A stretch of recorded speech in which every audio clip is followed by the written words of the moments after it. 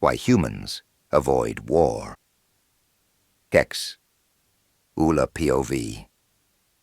It was easy enough to whip a crowd into a frenzy, as long as you knew what they wanted to hear. The people who turned up to my rally today were a fearful bunch. The battle footage revealed the Terrans for charlatans they were, and their centuries-long deception would not be forgotten by the masses. They had festered within our ranks, scheming, manipulating our politics to unknown ends, propagating their vile culture. A species as warlike as humanity was like a tumor, consuming all that was natural and good, lest it be excised. I had faith that the people could recognize the monster lurking in their midst. My speech today was just giving the citizenry the push they needed. If the commoners directed their anger at the humans, it would force their hand. Terran soldiers striking down civilians on the street would play well in the media, and combined with the news of the Devourer massacre that would be coming in at any moment, the outcry might be enough to oust them from the Federation. When I was a young girl, humanity was a species noted in our civics class as the greatest diplomats, the peacekeepers. I paused, my gaze sweeping over the crowd, but recently we learned that was all a lie. They are brutal, bloodthirsty, they are not like us, and they do not share our values, the values that hold our Federation together. A few cheers rippled through the assembly, but most onlookers looked anxious. That was exactly the sort of sentiment I hoped to evoke. There was no more powerful motivation than fear. I knew I had their rapt attention, and that they would hang on my every word.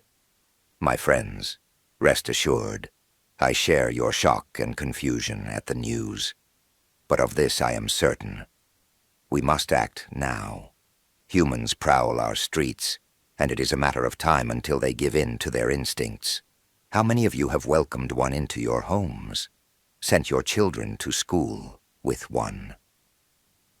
Horrified expressions, agitated murmuring. This was the response I had hoped for. Most of the people here had had contact with a Terran at least once.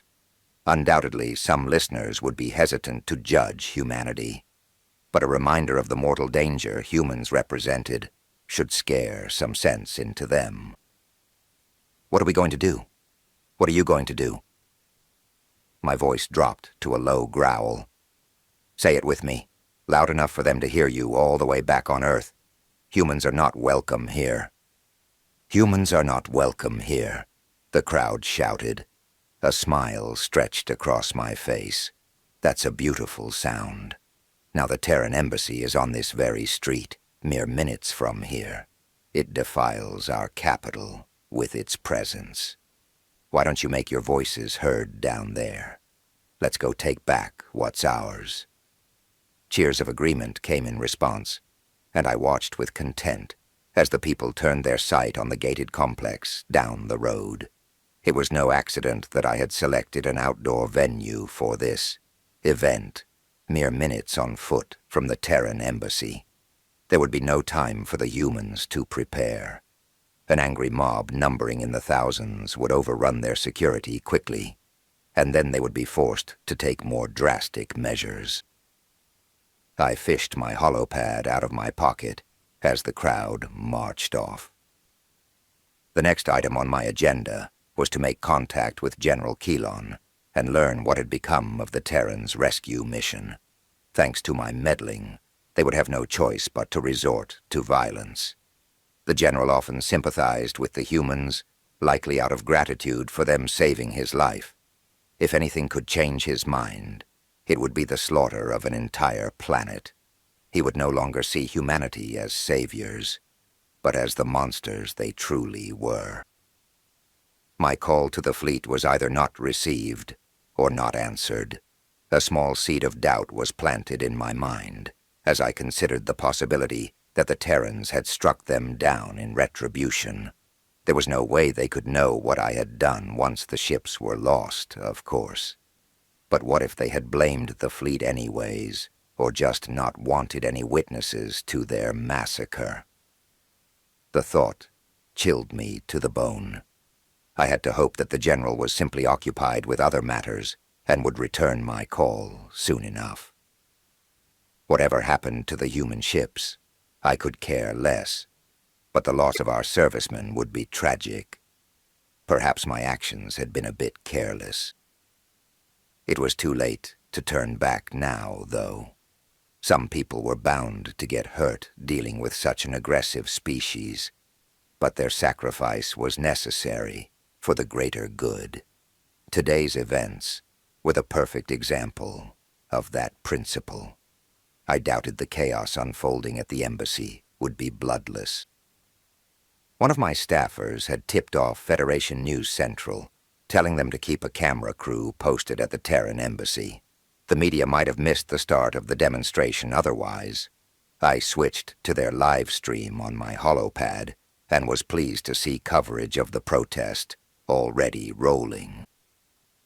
2 human sentries were pacing inside the gates, shouting for everyone to stand back. The crowd jeered at them in response, lobbing rocks and other projectiles over the barriers.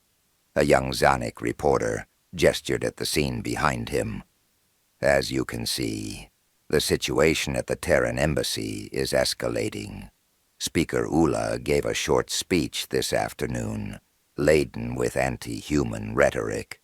Her supporters felt inspired to take action, and at the speaker's encouragement, traveled out to the complex here. It appears a confrontation is imminent.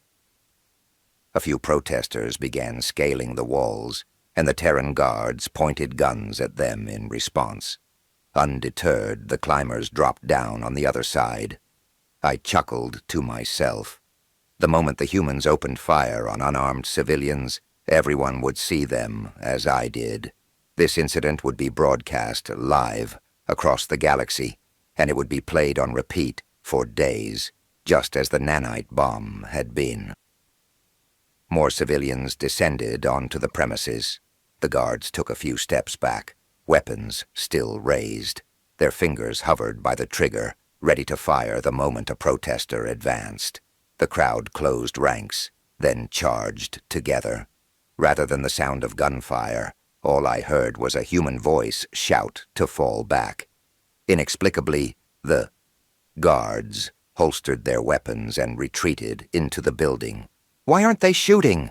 I screamed. "This isn't right. Humans are supposed to be murderers." My staffers, who were huddled nearby, were caught off guard by my outburst. They were staring at me like I had lost my mind. A young male named Radi looked particularly concerned. "You want them to shoot? Are you okay?" I glared at him. "Mind your own damn business.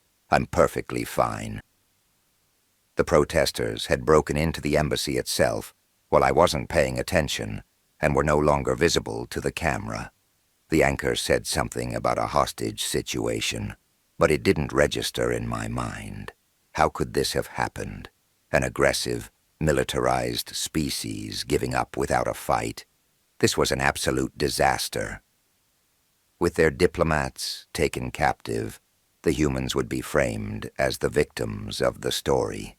I could hear it now, a Terran on the news telling the viewers that they weren't the violent ones. It would distract from the atrocity of their weapons, and instead, the controversy would focus on me, inciting the riot. This was the kind of scandal that could cripple the average politician's career, but I was no lesser representative. Surely a speaker as popular as myself could weather the storm. Rather than apologizing for my actions, I would double down. With the very soul of the Federation at stake, giving up on my quest to unmask humanity was not an option. Hopefully my efforts to sabotage their rescue mission had fared better. One incident was all I needed to prove my case, and I knew the humans were bound to slip up eventually. It was in their nature, after all.